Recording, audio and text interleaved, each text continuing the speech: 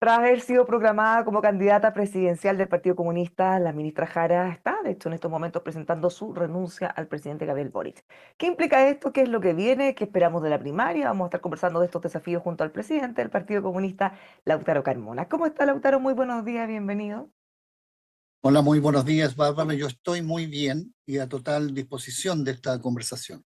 Bueno, me imagino que está muy bien porque después de todas las presiones que teníamos, en realidad, desde todos lados, ya tienen definiciones tanto presidenciales como incluso qué va a ocurrir con el que disputaba por ser candidato presidencial también, Daniel Jadwe. Partamos con la ministra Jara. ¿Por qué le programaron a ella?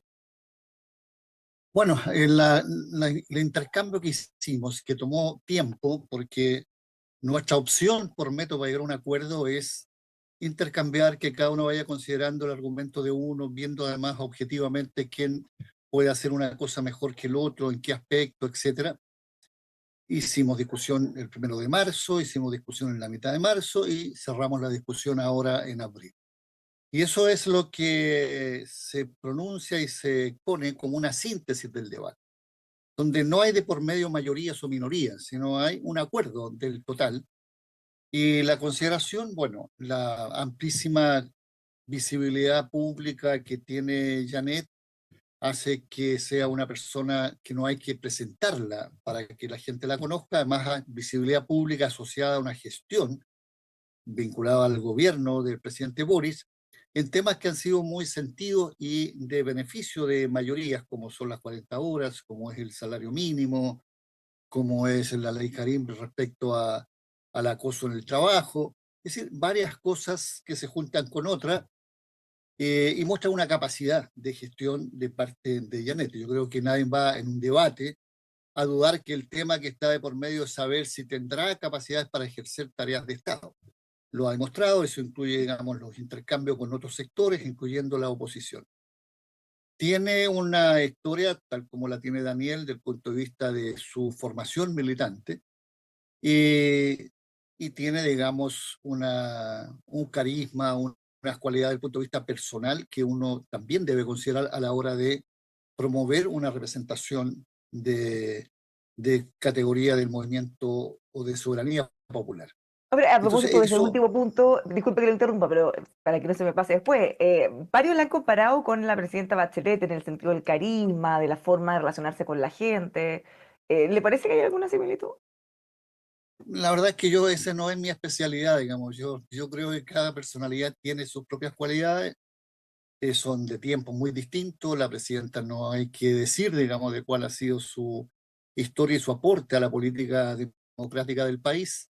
Y tiene una experiencia que nadie más por ahora la tiene en Chile, digamos, no solo de tareas de doble jefatura de Estado, como si hay algunos otros que también la tienen, pero sino también eso combinado con tareas y misiones de primer nivel a nivel de Naciones Unidas. Eh, entonces, Pero es un tema más de yo forma creo que de que, fondo, la comparación en el fondo. si no, sí lo entiendo, pero no sé si es, por lo menos no va a ser mi expertise ver, digamos, similitudes que no sea una autenticidad que tiene el liderazgo de Janet y que tiene las proyecciones y, claro, la falta de algunas experiencias que otros tienen que tendrá que hacerlas. ¿Qué le parecen las críticas que han sido bien destempladas desde la oposición? Señalan que lleva 2 meses al menos haciendo campaña desde el gobierno con recursos públicos, que debería haber renunciado hace mucho antes, así como lo hizo la ministra Tobá. ¿Qué le parece? Incluso algunos han comparado desde su sector el caso de Matei en 2000, la elección anterior. Sin ninguna duda que es un doble estándar, es una crítica absolutamente interesada políticamente. Se trata de descalificar, digamos, la calidad del liderazgo de Janet, y como no lo pueden hacer por gestión, por compromiso, por 24/7 en las tareas públicas, etcétera, a la hora nona, digamos, cuando ella ya va a dejar de tener esas tareas de Estado, viene esto que, si fuera por eso, bueno, Evelyn Matei, del primer día que fue alcaldesa de Providencia, todos sabían que tenía una potenciación de candidata presidencial, dada la experiencia que ya había vivido. Es la experiencia más concreta cuando ella fue ministra del Trabajo también. Entonces algunos defienden, pero ella el mismo sábado hizo una carta. La carta no constituye una institucionalidad para el caso del Estado de Chile. Entonces, Si alguien quiere indicar, digamos, y descalificar, háganlo por política, háganlo porque las propuestas que tiene o representa Janet Harry, por tanto, son propuestas que se construyen en el colectivo del Partido Comunista y en los círculos más amplios.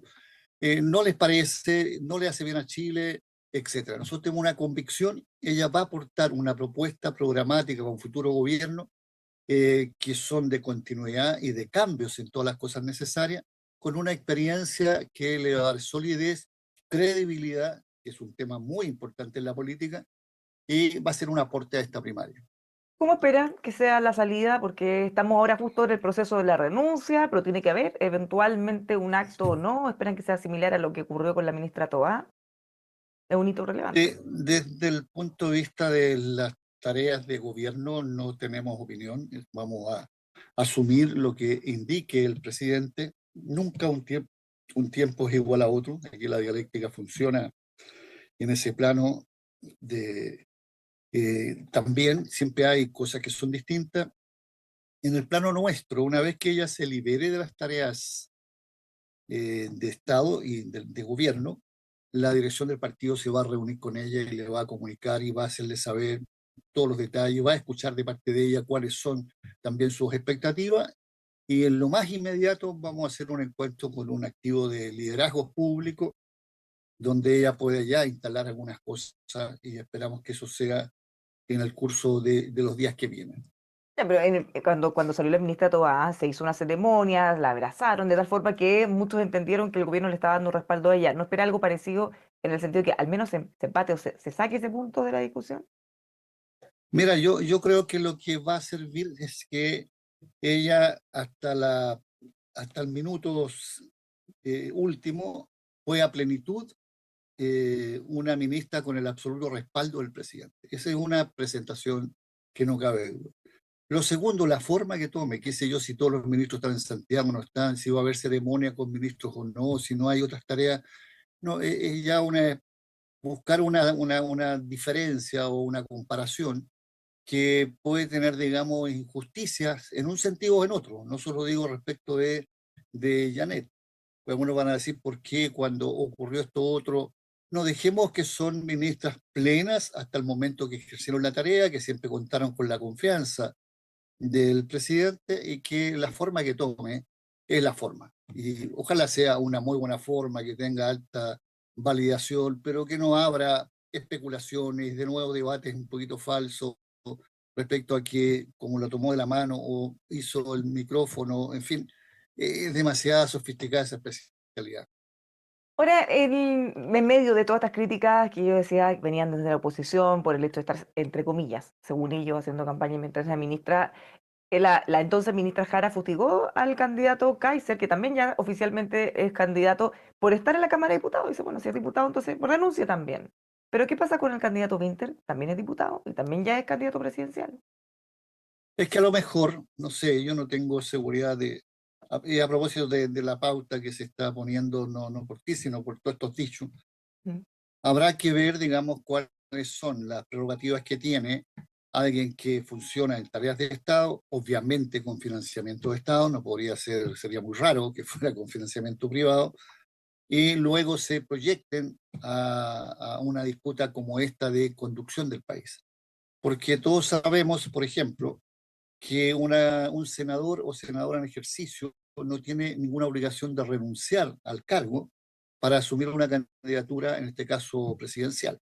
Entonces algunos dirían, bueno, está bien que sean candidatos, pero asuman la consecuencia del riesgo de no ser electo, pierdan el escaño. Ya podría haber ese debate. Otros, digamos que podríamos llegar a la conclusión que solo es posible ser candidato mediante uno tenga un financiamiento privado, porque eso no tocaría nada. Bueno, hemos hablado mucho de lo que es el financiamiento privado involucrado con la actividad política. Entonces, creo que hay que poner las cosas en su justa proporción, no exagerar por un metro cuadrado y sacar un punto en un debate que después podemos debilitar el sistema que funciona, que hasta aquí para mí no tiene ningún elemento complicado. El otro sería nadie que asuma tareas de primer nivel a nivel de gobierno, por ejemplo, podría estar validado para ser candidato ni a parlamentario ni a la presidencia, porque se va a leer que está siendo financiado por el Estado de Chile. Creo que estamos exagerando. Sí, lo que pasa es que más allá de los nombres, más allá si les conviene o no, si el candidato es de su sector o no, como punto desde el vista del concepto, alguien desde afuera podrá decir, ¿por qué entonces una persona no puede ser ministra u otro cargo de Estado, pero sí diputado? Que en el fondo están en distintas Por veredas, eso pero igual tienen un cargo de representación popular, igual está financiado con nuestros impuestos. Por qué en un caso correspondería que pueda hacer campaña y en el otro no? no, el parlamentario tiene más ventaja. El parlamentario por ley dice que tiene el mismo ingreso que un ministro. Por tanto, ya estamos en una situación que ambos reciben del Estado el mismo financiamiento. Pero el Recibían, parlamentario porque ahora tiene la ministra va a recibir cero y los diputados siguen recibiendo su sueldo. exactamente, pero además los parlamentarios tienen, por definición, cada 3 semanas, una semana libre de trabajo en una oficina. Los tiempos que tienen oficina son 2 días y medio. Es decir, tienen una disponibilidad de tiempo y tienen por tarea vincularse con la gente, que nadie podría decir, mira, vi una fila muy larga en la oficina del parlamentario atendiendo problemas, entonces está haciendo proselitismo. Es que es su misión. Bueno, pero ¿cómo se desconfunde? ¿Cómo se ordena eso? Yo creo que si vamos a hacer ese debate, hagámoslo, pongámonos de acuerdo, ordenémoslo, pero en esa condición va a ganar el que tenga más espalda desde el punto de vista económico en términos individuales y privados. Y eso es un sesgo que va a tomar, digamos, la potenciación o proyección de liderazgos con posibilidades de tener tareas de Estado. Bueno, tal como dice usted, con la ministra cuando hacía estas charlas informativas, se le acusaba de haber hecho motines para poder hacer campaña. Y en el caso de los diputados, como dice usted, ese es su rol, reunirse con la gente, buscar información, tratar de... Un tema que debería instalarse más allá de ahora en puntual, pero un tema que Hay deberíamos... que instalarlo después de la campaña, para que sea Claro, para que seriamente. no sea interesado en el fondo. Claro, porque de lo contrario uno puede decir, ya dije adelante, que nadie tenga garantizada la continuidad de la tarea si es que no es electo. Primera medida que hace pensar un poquito más si es o no candidato a algo. Segundo, que cuando haya campañas, el parlamentario que vaya a la reelección eh, tenga que congelar su actividad y por tanto sus ingresos. De lo contrario, está haciendo una competencia donde uno que está recién postulándose no tiene las mismas posibilidades de tiempo y financiamiento que tiene quien ejerce el cargo hasta cuando venga la elección, es electo o no, o sea, jamás deja el cargo. Entonces, Ahora, esto es tan así, veámoslo, disculpe que le interrumpa, porque en el caso del diputado Winter, diputado Kaiser, bueno, el diputado Kaiser hasta ahora ha afirmado que no va a ir a una primaria, va a ir a primera vuelta, pero en el caso del diputado Winter, si él pierde la primaria, va a alcanzar a postular, si es que él quiere, nuevamente al Congreso, porque la fecha de inscripción de candidaturas posterior, o sea, él podría perder y después inscribirse igual para ser candidato. así es. Ahora, esto en beneficio de Winter, esas son las reglas del juego Sí, legal que por hay en este supuesto, y de país. cualquier otro candidato, o sea, Entonces, diputado, el mismo por rol. consiguiente, si ese debate que tiene cierta cosa que hace un poquito complejo explicarla, mejor hacer un debate, ver qué es mejor, qué está más vinculado con potenciación democrática, que pone reglas del juego parecidas para todas y todos, y que al final, digamos, la soberanía ciudadana quede liberada para hacer opciones según su mirada, su conciencia, sus opciones de sociedad, etcétera, etcétera. Ahora, por último, en esto, porque para poder cerrar, porque de hecho ahora es la noticia del momento, estas críticas de la ex ministra Jara al diputado Kaiser no son riesgosas en el sentido que no hay que ser muy genio para decir, bueno, entonces, ¿qué pasa con Milter, que es su compañero de coalición, que está en las mismas circunstancias que Kaiser? Ah, no, yo creo que la crítica que hace Janet Jara a Kaiser es una respuesta a Kaiser. Le está Sí, pero diciendo, igual le acusa de señor, usar recursos públicos, cierto diputado, y el mismo por caso es. eso, como él toma la iniciativa de cuestionar, incluso de descalificar, cuestión que de verdad es un invento y eso ya es una falta de consistencia, de honradez. Él sabe perfectamente que tras las definiciones de Janet Jara no hay ni corrupción ni aprovechamiento, que no sea lo que ocurre en la vida real cuando alguien es ministra y tiene la posibilidad de asumir por misión de su partido una tarea distinta. No la agrande, haga que sea estrictamente eso. Bueno, la respuesta que hay, señor Kaiser, usted también tiene financiamiento de Estado. Cuando se va a poner una regla ahí, yo estoy segurísimo que Janet piensa que es válida para todas y todos, o sea, no solo para unos y para otros licencia. Entonces, por eso digo que a lo mejor se abre un debate que la ciudadanía no tenía contemplado, yo lo había escuchado de parte de la ciudadanía, pero a lo mejor es un pensamiento que bien vale poner y zanjar con respuestas, digamos, muy serias, muy coherentes desde el punto de vista de un sistema democrático. Otra de las definiciones relevantes que tomaron es que el hasta hace un tiempo alcalde Daniel Jadwe sea candidato a diputado. ¿No ve que constituye un riesgo, considerando la situación procesal en que se encuentra, que ni siquiera puede salir a hacer campaña por sus medidas cautelares? A ver, tenemos plena conciencia de la condición que está Daniel. Eso limitó el debate respecto a al tema de proyección de primaria presidencial. Sabemos de la calidad y la profundidad de su liderazgo. Sabemos que va a ser una campaña con ventajas sobre otros a propósito de la cautelar que le quita movilidad a cualquier hora. Yo me gustaría que esa movilidad por lo menos se lograra de día. Pero estamos girando y está girando, contamos con su opinión también, al grado de conocimiento que en la zona norte de la región metropolitana y particularmente en Recoleta, pero en toda la zona, todas esas comunas, que tienen sobre él y su obra, que tienen sobre él en su condición de político. Y también estamos girando a favor de la raigambre que el Partido Comunista tiene en la zona norte, de la región metropolitana. Sobre esa base, y como tenemos una claridad y una confianza absoluta de que una vez que se lleva adelante un juicio, será sentencia con la declaración de inocencia a favor de Daniel, no corremos ningún riesgo desde esa perspectiva que no sea dar ventaja a otras campañas que van a poder estar en la feria, van a poder estar, digamos, en un puerta a puerta.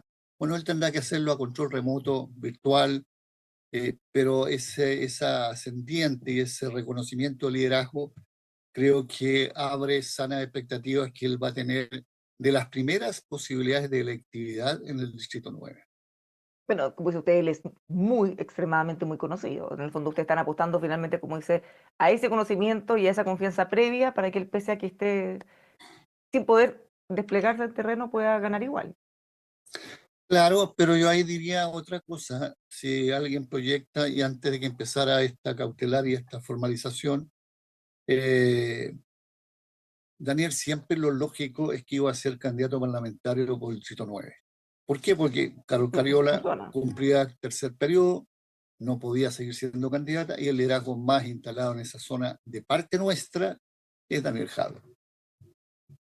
¿Cómo ve, ahora lo cambio de tema, que nos queda poquito, cómo ve el caso Isabel Allende, la tremenda molestia que hay desde el Partido Socialista contra el gobierno y el Frente Amplio en particular? ¿Qué espera, cómo espera que esto se zanje? Porque si bien en algún minuto incluso se mencionaba la posibilidad de tirar la mesa y salir con todo, se ha puesto paño frío tratando de arreglar las cosas. A ver, yo veo, asumo toda la complejidad, primero. Veo que tiene varios aspectos, pero lo primero y más importante en la suma y en la resta es manifestar una sensibilidad de comprensión y una solidaridad, en particular con Isabel Allende, una destacadísima política nacional del mundo de la izquierda, dirigente presidenta del Partido Socialista, que ha tenido tareas de Estado como presidenta de la Cámara de Diputados y presidenta del Senado. Ella ha sido senadora por largo tiempo, tuve la suerte de ser contemporáneo con ella en Atacama. Ella fue electa senadora y en mi caso diputado. Primero eso, con ella, con la familia, con Maya Fernández y con el Partido Socialista. Es un momento ingrato que nunca debió haberse vivido. Segundo, hay una cantidad de imprecisiones, falta de prolijidad, errores, si tú quieres, digamos, en forma directa, de parte de todo el procedimiento que se llevó adelante a ver si se podía implementar una iniciativa de primer nivel, en mi opinión. Yo creo que era una gran iniciativa y sigue siéndola el que la Casa de Salvador Allende tenga la posibilidad de ser un museo abierto como patrimonio y como testimonio político democrático para las futuras generaciones. Y eso era un gran móvil, yo creo que era una gran cosa. Chocó con este tema, digamos, de que la contraparte que le tocaba hacer representación tenía tareas en el Parlamento y tareas de gobierno. Dicho eso, eso tiene que seguir hasta el final, eso tendrá que verse todos los procedimientos administrativos si faltaran, ahí está metido, digamos, la Contraloría, todos los órganos del Estado de Chile. Lo que me llama la atención, sin embargo, y en eso manifiesto preocupación, es que por primera vez el Tribunal Constitucional ha resuelto destituir una senadora en ejercicio. Eso creo que es digno de estudiarse muy al milímetro, porque si no era necesario, si era posible usar otra conclusión que igual, digamos, llamara la atención, que igual pusiera, no que validara un mal proceso, pero que lo hiciera de otra manera, sin llegar al último recurso, que es destituir y por tanto contradecir la soberanía ciudadana democrática que determina quién es senador o senadora. Y entonces algunos dicen, bueno, pero eso es lo que resolvió 8-2 el Tribunal Constitucional. Efectivamente, así es. Yo como asumo que los 10 son abogados, que los 10 son expertos, que los 10 son probos, que los 10 tienen buena intención, que ninguno de ellos es gaffiter o va pasando por la calle, me pregunto, ¿por qué hay dos que no les parece que eso sea la medida? Con eso me basta para decir que hay que discutir y saber. Yo voy a leer con atención la argumentación de la minoría. ¿Por qué hay dos abogados que no son ni compadres, ni amigos, ni cercanos, ni tienen plata, de parte de Isabel Allende o del Partido Socialista? No, con los mismos elementos. Porque vamos a decir, bueno, pero Pero eso asume siempre que eso falló. ocurre en todo, si uno mira los fallos de la Corte Suprema, la Corte de Bueno, Apelación, en es todas que, partes siempre hay fallos divididos, una cosa normal, porque el derecho tiene... de acuerdo, pero también Pero es ocho normal dos que no le parece uno. que es bastante contundente, porque por último hubiera sido 6-4, pero 8-2 No, si yo no estoy, yo es solo, contundente. a mi ejemplo me conviene que sean 8-2. Yo no estoy discutiendo, porque por mí hubiera sido a la inversa, digamos. Pero en eso no voy a, yo no estoy discutiendo si era competente, no era, si corresponde, si hay que asumir porque el fallo de una institución. No estoy hablando de eso. Estoy hablando de política y para mí, que no soy abogado, me va a interesar mucho saber qué argumento usó el abogado Para para yo defender. poder decir, porque lo que deja, todos los fallos que tú dices que son divididos, deja un debate en la ciudadanía. Ya nadie puede decir privado de discutir el fallo de la Suprema en tal fecha. No, si entre ellos mismos tuvieron debate y ellos mismos indicaron públicamente que no era unánime. Entonces da lugar que la ciudadanía discuta de esto, más cuando se trata de un tema de soberanía democrática, Muchísimas como gracias por es. conversar con nosotros, Lautaro, que tenga una muy buena semana. Igualmente, muchas gracias y muy buen día. Muchas gracias, igualmente. Los dejamos invitados a que sigan con nosotros aquí en emol.com.